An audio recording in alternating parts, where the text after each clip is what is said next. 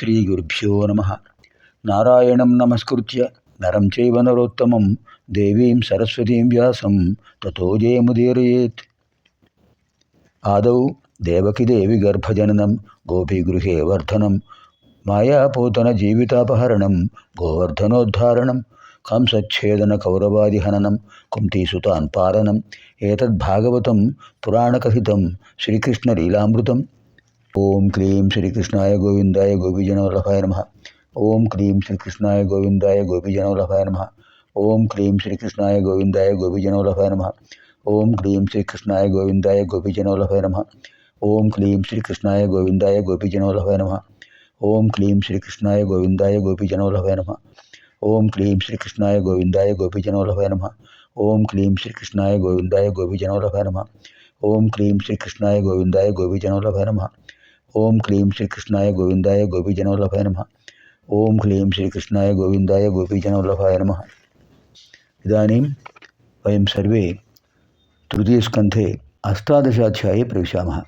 18వ అధ్యాయంలో ప్రవేశిస్తున్నాం. తృతీయ స్కంధంలో ఎక్కడ విష్ణువు నాకు సరి అయిన వీరుడు, ప్రతియోధుడు, ప్రతివీరుడు, నాతో సమానమైన వాడితో యుద్ధం చేయాలి. వివాహశ్చ వివాదశ్చ సమయోరేవ శోభతే అని శాస్త్రవచనం. వివాహశ్చ వివాదశ్చ సమయోరేవ శోభతే.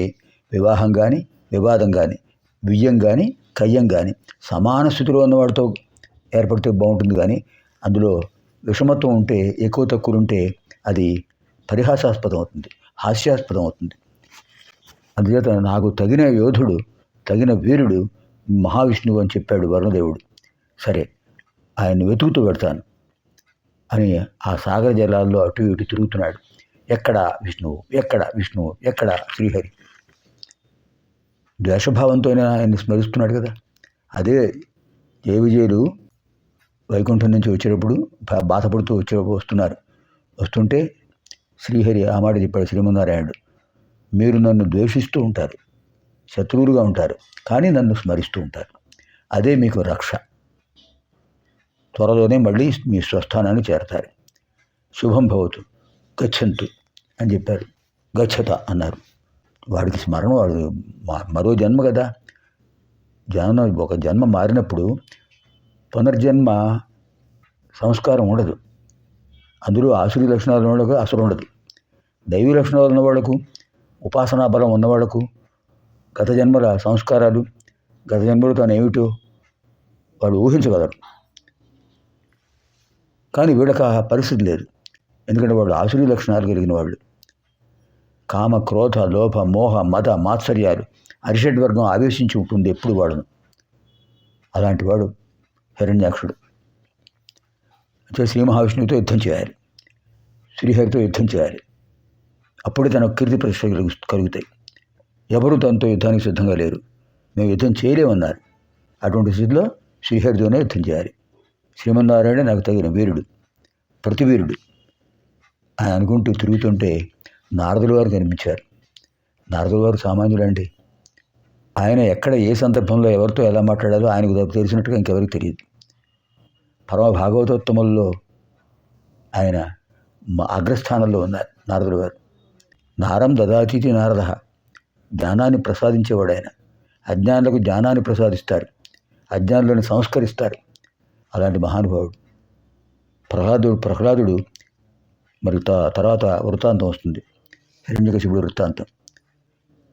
తల్లి మాతృగర్భంలో ఉన్నప్పుడే ప్రహ్లాదుడికి ఓం నమో నారాయణాయ అద్భుతమైన అష్టాక్షర మంత్రాన్ని ఉపదేశించారు. అంచేతనే ఆజన్మ భక్తి యుక్తుడయ్యాడు ప్రహ్లాదుడు. హిరణ్యకశిపుడికి 4 కొడుకులు, అందులో 4వ వాడు ప్రహ్లాదుడు. సరే, ఆ విషయం మనం తర్వాత వస్తుంది. ఇప్పుడు హిరణ్యాక్షుడు తిరుగుతుంటే నారదుడు వారు కనిపించారు. నమోస్తు నారదాయ, నారద మహర్షి మీకు నమస్కారం అన్నట్ట. ఏమిటయ్యా తిరుగుతున్నావు గదాధారివై? స్వామి, నాకు వరుణదేవుడు చెప్పాడు, నాతో సమానమైన బలపరాక్రమాలు కలిగిన వాడు శ్రీ మహావిష్ణువు అని చెప్పాడు. మిగతా వాళ్ళు ఎవరు నాతో యుద్ధానికి సిద్ధంగా లేరు, యుద్ధం చేయలేమన్నారు. అంటే నేను శ్రీ మహావిష్ణువుతో యుద్ధానికి పెడుతున్నాను. ఎక్కడ చూసినా కనపట్టలేదు. ఈ జలం సాగరం అంతా వెతికాను, ఎక్కడ కనపట్టలేదు స్వామి. మీరు చెప్పండి అని అంటే నారదుడు వారు అన్నారు, ఎక్కడో వెతుకుతామేటయ్యా, ఇందుగరడు అందు లేడని సర్వోపగతుండు అయిన చక్రి, సర్వోపగతుండు, ఇందుగరడు అందు లేడు అనే సందేహం వరదు. అంతటా ఉన్నాడు. నీళ్ళలోనే ఉంటాడు ఆయన, గాలిలో ఉంటాడు, అగ్నిలో ఉంటాడు, తేజస్సులో ఉంటాడు, శూన్యంలో ఉంటాడు, పృథ్వీతత్వంలో ఉంటాడు, అంతటా ఆయన ఉంటాడు.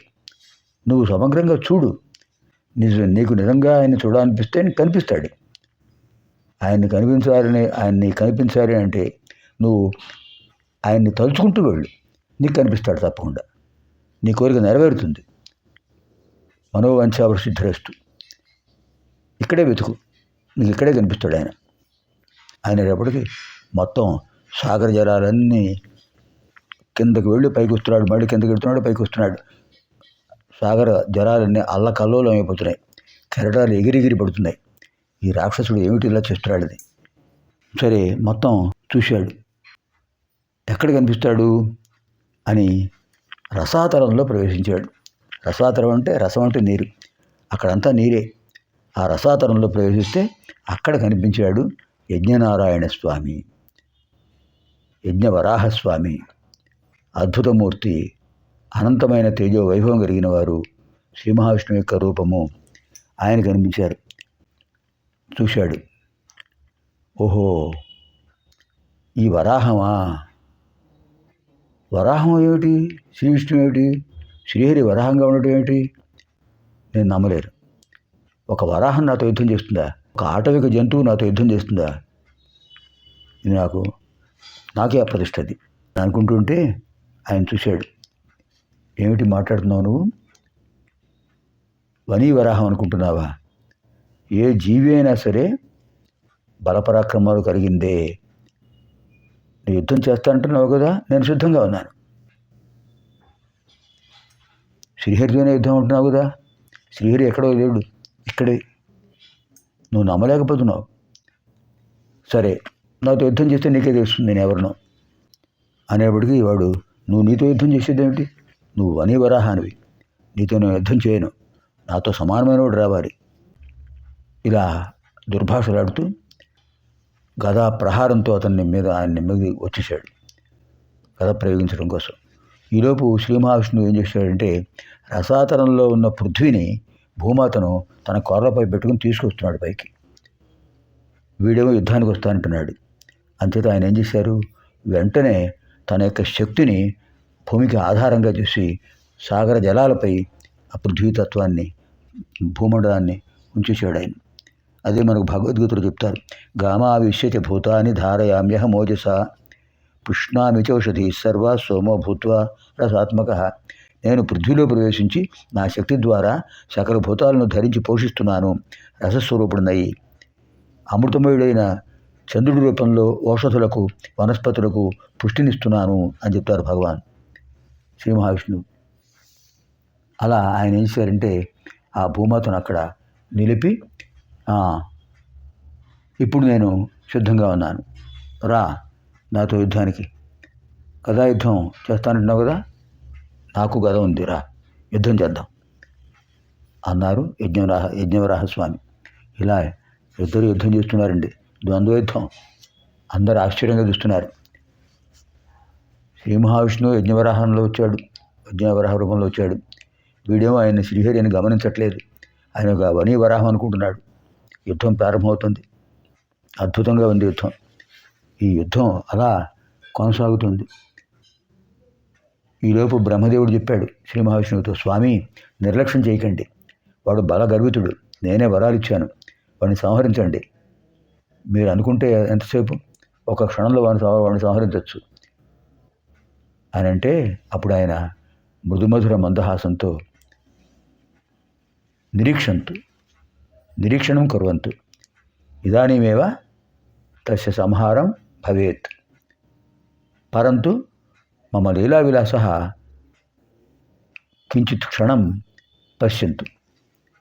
భయపడకండి, కొంతసేపు నిరీక్షించండి, నా లీలా విలాసాన్ని ప్రదర్శిస్తాను చూడండి. వాడితో కాసేపు యుద్ధం చేయాలి కదా. పెద్దవాళ్ళు ఏం చేస్తుంటారు, పిల్లలతో సరదాగా ఆడుకుంటారు.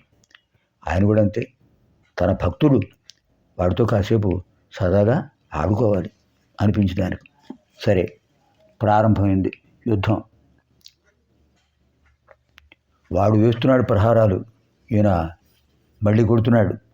వాడు త్రిశూలం వేస్తున్నాడు, ఈయన త్రిశూలాన్ని విష్ణు చక్రంతో దాన్ని ఖండితం చేసేస్తున్నాడు. ఇలా అద్భుతంగా జరుగుతోంది. నిన్ను వెతుక్కుంటూ వచ్చానయ్యా నీతో యుద్ధానికి అని వాడు మీదకు వచ్చేస్తున్నాడు. తర్వాత ఏం జరిగింది 19వ అధ్యాయంలో చూద్దాం. ఇది శ్రీమద్భాగవతే మహాపురాణే పారమహంస్యాం సంహితాయాం తృతీయ స్కంధే 18 స్వస్తి.